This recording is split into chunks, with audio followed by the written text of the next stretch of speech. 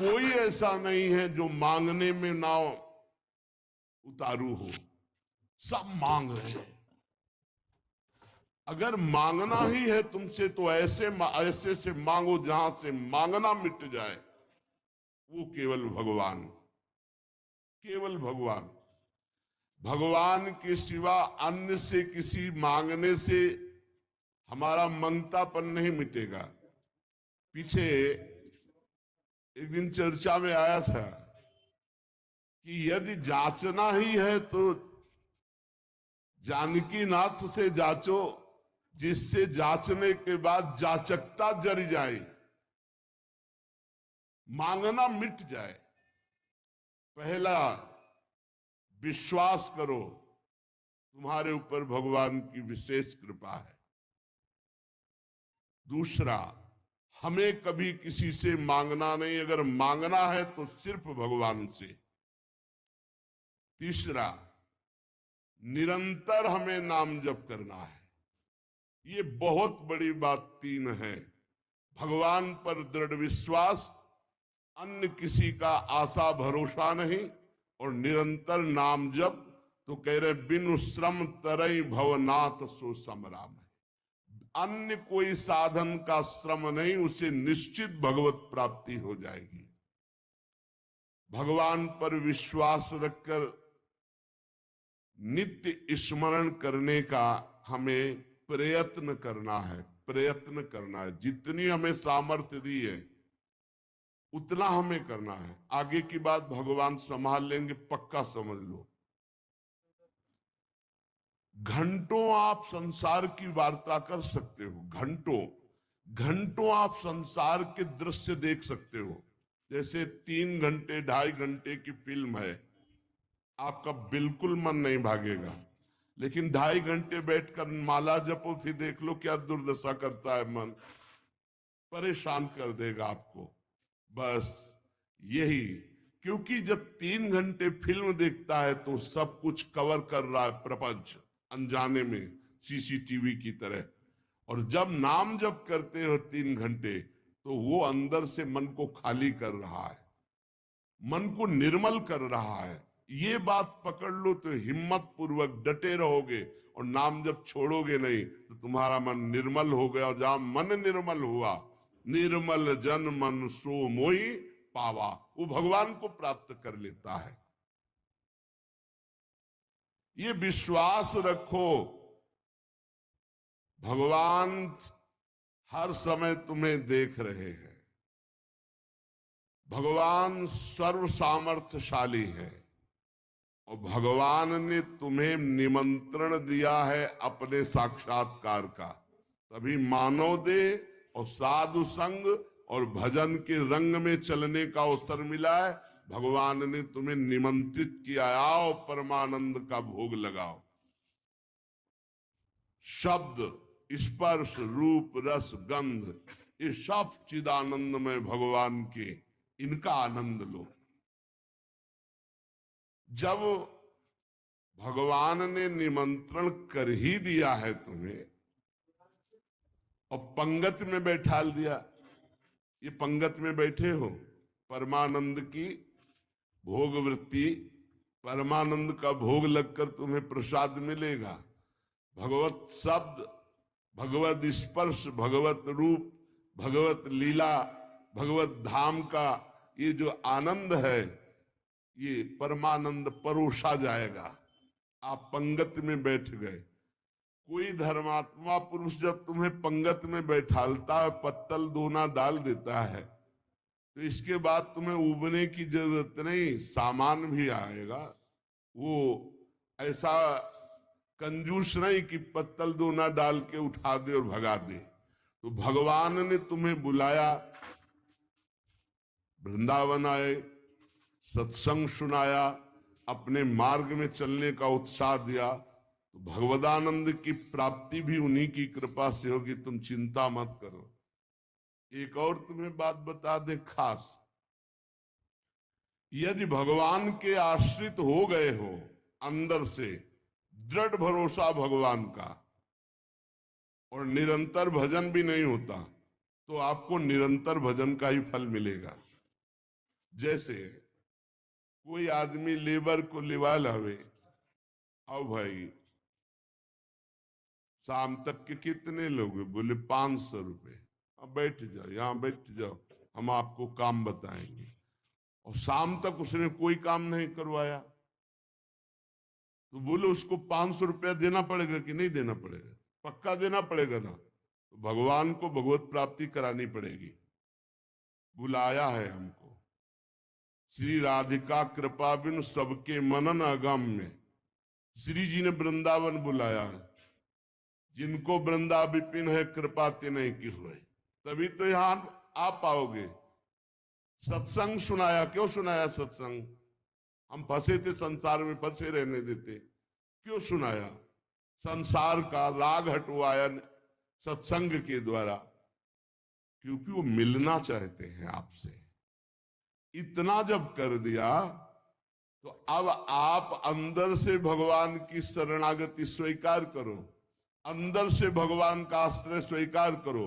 भजन की कमी भी होगी तो भी भगवत प्राप्ति हो जाएगी। जैसे वो 8 घंटा काम करने वाले को 500 मिलते हैं, पर वो काम नहीं करवाया, 8 घंटा बैठा ले रहा, तो बैठा ले रहने के 500 रुपया उसको देने पड़ेंगे, कानूनी देने पड़ेंगे। ऐसे ही भगवान को भगवत प्राप्ति करानी पड़ेगी। काहू के बल भजन को, काहू के आचार और व्यास भरोसे कुंवर के सुवत पाँव। आपने बुलाया है हमको, अगर आप ना घसीटते तो हम जैसे थे संसार में, देखो संसार में अपने आप में सब रमे हैं, वैसे ही हम भी रमे थे। आपने घसीटा, जब आपने घसीटा तो भगवत प्राप्ति आपको करानी ही पड़ेगी। ये हमको कहने की जरूरत नहीं, वो सत्य सच्चिदानंद है, वो करवा ही देंगे। परंतु अपने को अपने विश्वास में अटल रहना चाहिए। कल एक साधक प्रश्न कर रहे थे कि कई वर्ष नाम जप करते हो गए, अभी विकार नहीं गए, तुम कई वर्ष की बात करते हो? 2-4 वर्ष की बात करते हो गए। जब तक भगवत प्राप्ति नहीं हो जाती तो ये विकार धीरे धीरे कम होते हुए चिंगारी रहते, खत्म नहीं हो जाते। ध्यान रखना है, हम पूरी बात अपने अनुभव की कह रहे हैं। ये चिंगारी रहते हैं, छोटे छोटे बिंदु, और अगर फूस मिल जाए तो चिंगारी को ज्वाला बनने में देर नहीं लगती। भ्रम में मत रहना, बिना भगवत साक्षात्कार के निर्विकार स्थिति नहीं होती। निर्विकारता दिखाई देती है, पर रहते हैं विकार छोटे छोटे बिंदुओं में, और जहां उसको संयोग मिला तो सिंधु होने में देर नहीं लगती। इसलिए आजीवन सावधान। बहुत बड़े महापुरुषों के वचन है, ध्यान से सुनना। अन्न जल का त्याग कर देने से भगवान के दर्शन नहीं हो सकते। अगर होते चलो भाई अन्न जल का त्याग कर दो तो भगवान मिल जाए, ऐसा नहीं है। ऐसा कोई शास्त्रीय नियम या संतों ने नियम नहीं बनाया आज तक कि आप अन्न जल का त्याग कर दो तो भगवान मिल जाएगा। एक अहंकार और हो जाता है, वो अहंकार ना होने पावे। अगर हम फलाहार रहते हैं तो भजन के लिए रहते हैं, हर समय हमारा सात्विक भाव बना रहे और निरंतर भजन बने, बढ़िया बात है। पर ये अहंकार ना हो जाए कि ये तो अन्न पाते हो, मैं फलाहारी हूं, 10 भगवत प्राप्ति में बड़ी बाधा अहंकार है। निरंतर भजन और दैन्य अगर रोटी दाल पाने से होता है तो आराम से पाइए, उसी से भगवत प्राप्ति हो जाएगी। श्री भगवान की कृपा भजन से अनुभव में आती है, अन्न जल त्यागने से नहीं। भगवान के दर्शन भजन से होते हैं। जितना भजन करोगे भगवद आश्रित होकर, उतने नजदीक आप पहुंचते जाओगे भगवान के। एकादश स्कंद में 9 योगेश्वर जन कहते हैं, जैसे भूखे आदमी को एक एक कवल भोजन तो तुष्टि पुष्टि क्षुधा निवृत्ति होती जाती है, ऐसे ही एक एक भजन, एक एक नाम जप संसार से वैराग्य, स्वरूप का ज्ञान और भगवान से प्रेम, ये एक एक भजन में होता जाता है। तो अब जैसे कई दिनों का भूखा है, एक दो चार कवल पवा के रोक दो तो कुछ अनुभव नहीं होगा और भूख व्याकुल। ऐसे ही दो चार माला कर लिए आप, काम वो भी हो रहा है दो चार माला से ही, लेकिन आपको अनुभव नहीं होगा। अनुभव होगा जैसे वो आधा पेट भोजन कर ले और फिर स्वाद उसे खीर का सब्जी का अलग अलग आएगा, इतना भूखा कि पहले आधा पेट हो जाए। ऐसे ही हमको कम से कम 12 घंटा भजन में व्यतीत हो, तब हमारी समझ में आएगा कि नाम का स्वाद क्या है। एक एक नाम संसार से वैराग्य, भगवान से प्रेम और स्वरूप का ज्ञान प्रतिपल करा रहा है। पर बोध तब होगा जब कम से कम 12 घंटा भजन 24 घंटे में होने लगे। और जिनका 24 घंटे भजन होता है, ईमानदारी से जिनका 24 घंटे चिंतन होता है, उनको कोई प्रश्न नहीं रह जाता, उनकी कोई चाह नहीं रह जाती, उनकी कोई कामना नहीं रह जाती। अपने आप भगवत साक्षात्कार, अपने आप तत्व ज्ञान होने, भजन में बहुत बड़ा बल है। तो इन सब बाहरी बातों पर साधक ना फंसे कि हम अन्न छोड़ दें, हम जल छोड़ दें, हम ये कपड़ा छोड़ दें। सर्दी है, चिंतन हो रहा सर्दी का, अरे चाहे टाट मिले चाहे कंबल तत्काल ओढ़ लो, चिंतन सर्दी का ना हो। प्रिया प्रीतम को खास बात यह है, भूख लगी है जो मिले नमक रोटी खाओ, इसको शांत करो और चिंतन प्रभु का करो। चिंतन रोटी का हो रहा है, चिंतन कपड़ा का हो रहा है, चिंतन भोगों का हो रहा है, और वो बात नहीं। ये बात बिल्कुल परमार्थ में शास्त्र सम्मत, हमारा चिंतन नहीं होना चाहिए जागतिक भोगों का। भगवत प्रसाद जो मिला ऐसे डाल लिया उदासीन भाव से, चिंतन हमारा प्रभु का होना चाहिए। भगवत दर्शन में प्रधान भजन करते हुए जब भगवान से मिलन की व्याकुलता होती है, अभी कहां मिलन की व्याकुलता है। भजन खास बात भजन है, जितना देर भजन करोगे उतने आप उज्जवल और पवित्र होते चले जाओगे। आपको पता नहीं होता कि आप कितनी ऊंचाई पर चढ़ रहे हैं। जब कोई अपराध बनता है और वो खो जाती है वृत्ति, तब लगता है कितनी ऊंचाई की वो वृत्ति थी, मेरे से गलती हो गई तो देखो वृत्ति खो गई। सहज धारा भगवत चिंतन की, सहज धारा, कोई विक्षेप नहीं, कोई चाह नहीं। और जहां अपराध मन गया तो बाधित हो जाती है। कई तरह का अपराध होता है। मैं बहुत भजनानंदी हूं और इनमें तो भजन नहीं, रुक जाएगा आपका भजन। किसी से अपने को मिलाना, उसको अपने से नीचा देखना, मारे गए, आपका भजन रुक जाएगा। किसी की निंदा कर देना, किसी के ऐसी चेष्टा करना कि उसके भजन करने वाले हृदय में दुख पहुंच गया, अब आपका भजन अवरुद्ध हो जाएगा। ना कोई चेष्टा, ना कोई निंदा और ना कोई मिलान किसी से करना है। हर समय देखना है हमारे ऊपर भगवान की विशुद्ध कृपा है, सब संतों की कृपा है, चराचर जगत की हमारे ऊपर कृपा है, सब श्रेष्ठ है, हम सबसे लघु। अब भजन आपका निरंतर चलेगा। अनन्य भजन में ना तन की शुद्धि रह जाए और ना मन की शुद्धि रह जाए। मन भी बेशुद्ध हो जाता है।